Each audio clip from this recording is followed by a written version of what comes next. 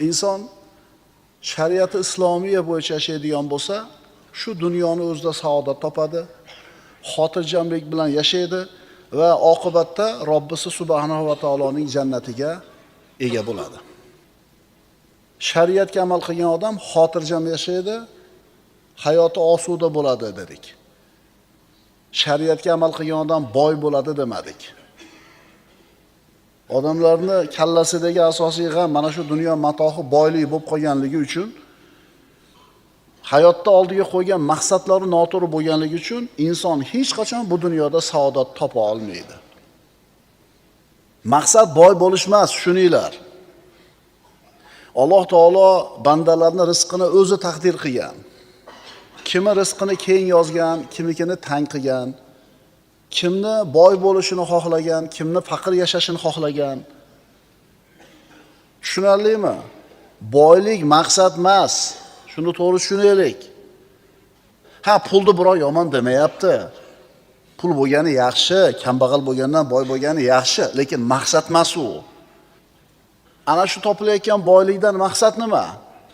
Boy bo'lishdan maqsad nima? Xotirjam, bekami ko'z, osoyishta, qalbi osuda yashashmi? Endi savol. O'sha pulni topmaganlar qalbi osuda bo'lmayotgan bo'lishi mumkin.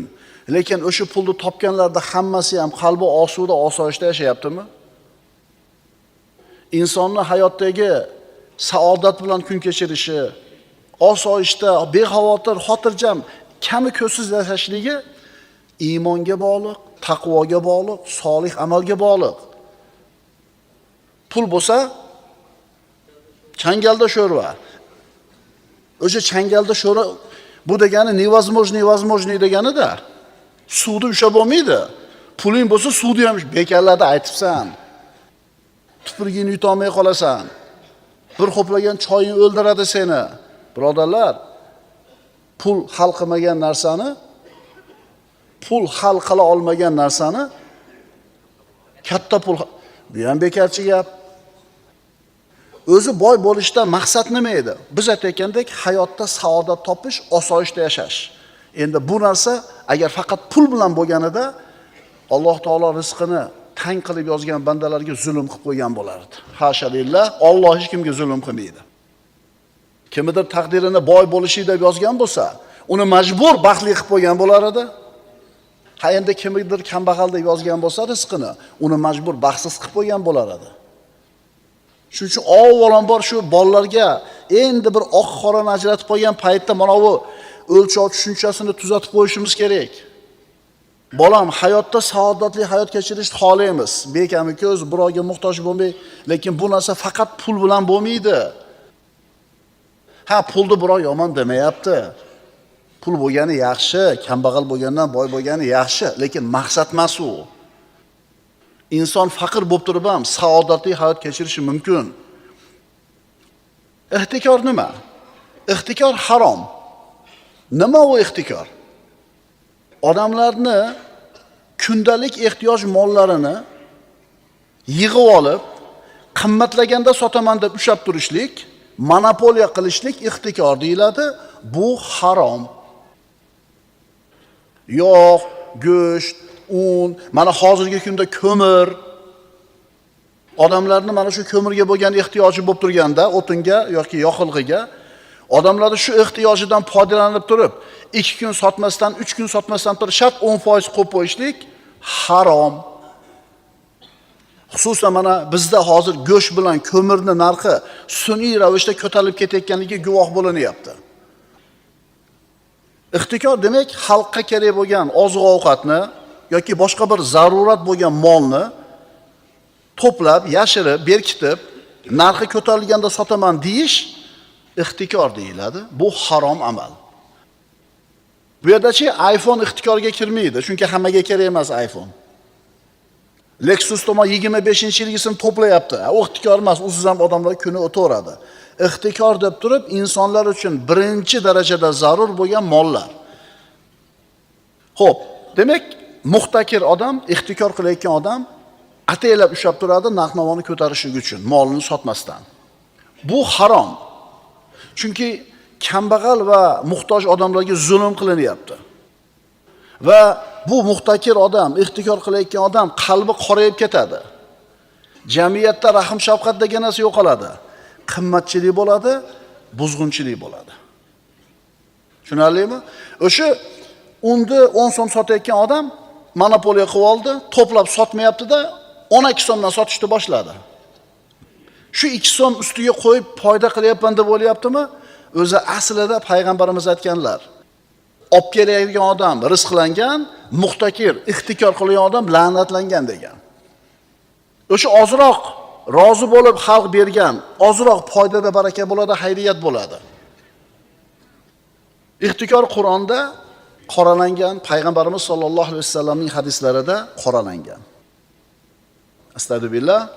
Va la tabkhasun nasa ashya'ahum va la ta'thaw fil ardi mufsidin. Hud surasi.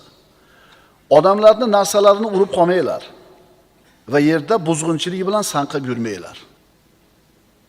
Vaylul lil mutaffifin allazina idza iktalu 'alan nasi yastawfun va idza kaluhum aw wazanuhum yukhsirun.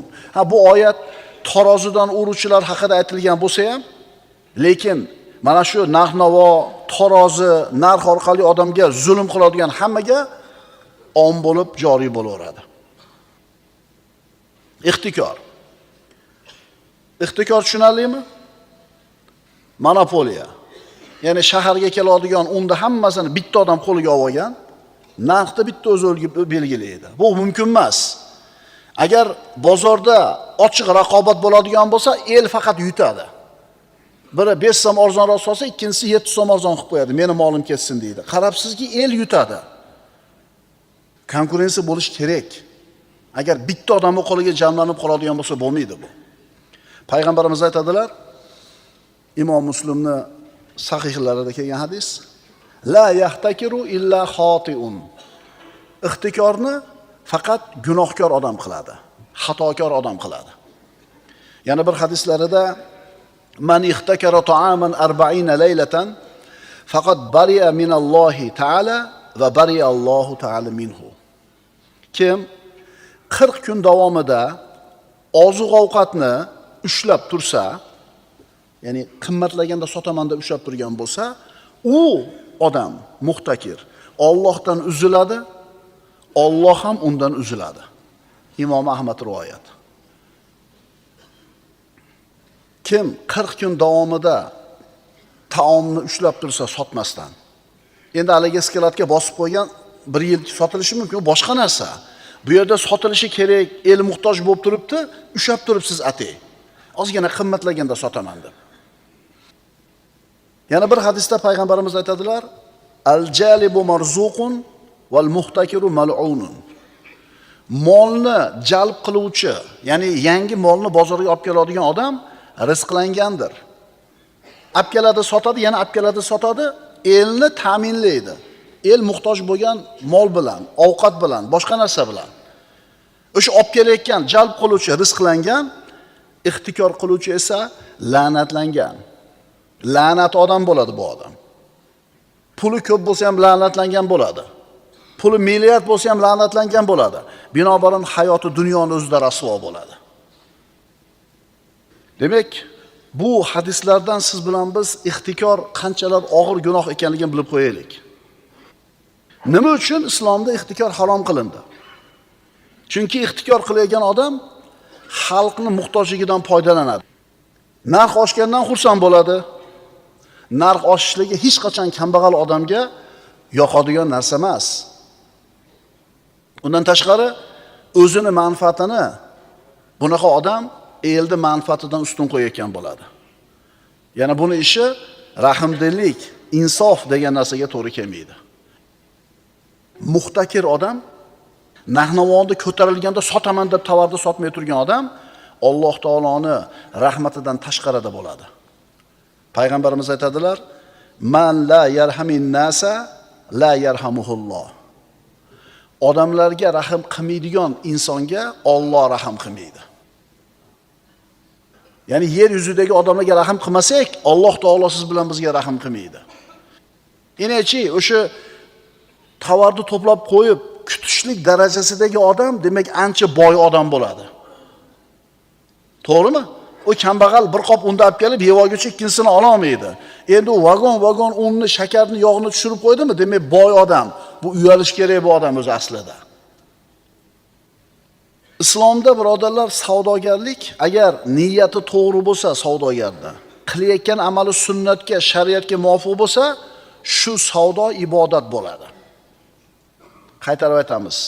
Savdogarning qilayotgan savdosi da niyati to'g'ri bo'lsa, qilayotgan ishi sunnatga, shariatga muvofiq bo'lsa, bu savdogarning ishi ibodat deyiladi. Chunki odamlarga non olib kelyapti, yog' olib kelyapti, odamlarning ehtiyojini qondiryapti. At-tajirus saduq al-amin ma'an nabiyyin va siddiqin va shuhada. Payg'ambarimiz aytdilar, savdogarlar eshitib qo'yinglar. Rostgo'y va omonatdor savdogar payg'ambarlar, siddiqlar va shahidlar bilan birga bo'ladi u dunyoda. Payg'ambarlar, siddiqlar, shahidlar inson zotining eng oliy birinchi uchtasi. Payg'ambar, siddiq va shahid. Demak, oson emas ekanda bu ishchi.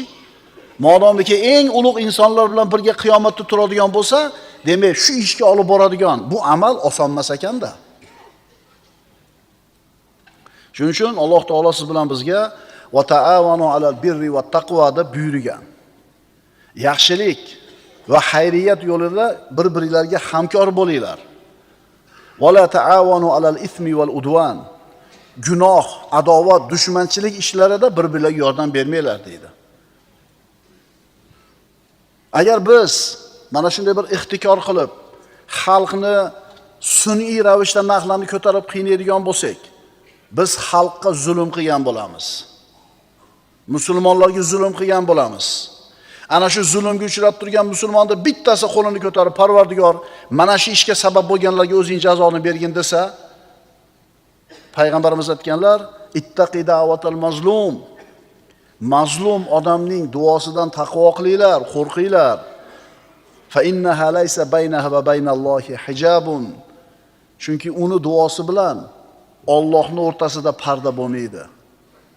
Boshqa hadislarida agar zulm ko'rgan odam, mazlum odam kofir bo'lsa ham shu odamning duosidan qo'rqin. Kofir bo'lsa ham zulm ko'rib duo qilyaptimi, uni duosini ijobat qiladi deydi.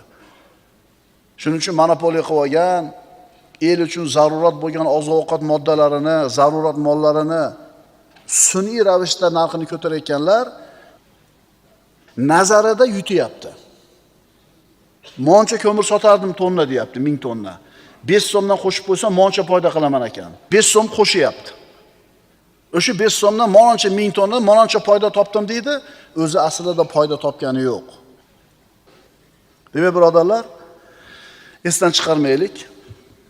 Adolatli bo'lish barakaning sababi. Zulm qilish halokatning sababi. Ixtikor adolatning yo'q bo'lishiga, zulmni paydo bo'lishiga sabab bo'ladi. Ixtikor barakani yo'q qiladi, halokatni olib keladi egasiga. Alloh azza va jalla siz bilan bizga mana shu ixtikordan uzoq bo'lishiga tavfiq bersin. Xususan oziq-ovqat mahsulotlari bilan savdo qilayotgan birodarlar, Allohdan qo'rqishimiz kerak. Go'sht sotayotgan qassoblarimiz yoki ko'mir sotayotgan shu bir ko'mirpurushlar Allohdan qo'rqsin. Nazarida katta foyda qilmagan bo'lsa ham, nazarida ozroq foyda qilgan bo'lsa ham, o'zi aslida ixtikorsiz qilingan mana shu ozgina foydada baraka bo'ladi. Baraka ko'p degani emas. Oz bo'lib turib ham uni ustida ilohiy xayriyatni nima bo'lishi? Davomiy bo'lishi.